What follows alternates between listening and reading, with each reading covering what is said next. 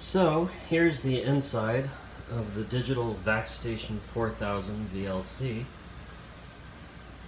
has a 25 megahertz system on chip VAX processor,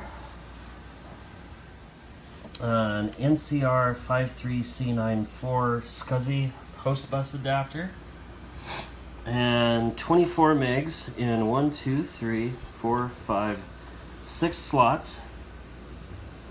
It's parity memory, kind of a low profile SIM, 72 pen SIM sort of thing, though a little bit proprietary. This is the video daughter board, without which the VAX won't even boot. There's the RAM deck.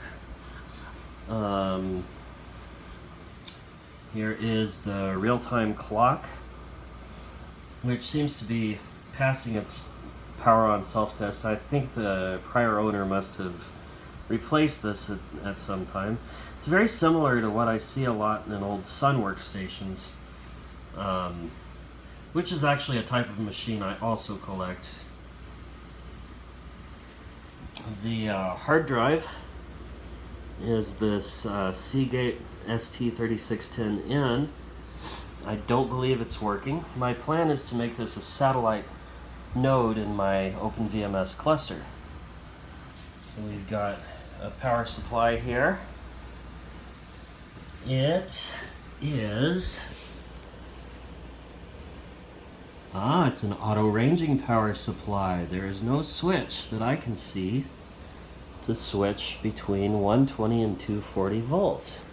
So it's an auto-ranging power supply. Pretty neat for a machine introduced in 1991. These machines are great first machines for learning clustering and VMS on. Here we have an MMJ type connector, modified modular jack. That's where you'd hook up a VT100, VT220, or in my case a VT510 dumb terminal. This is the 3W3 video output port. It is unusual in the sense that it emits the sync signal on the green pin. So you have to have a monitor that will support sync on green if you want to run this in graphics mode, which is not something I've tried. Over here you have a reset switch, you have keyboard and mouse ports for if you're using this more as a workstation. I would just love to set this thing up as a Deck Windows workstation, a little X terminal. It would be great. We've got an external SCSI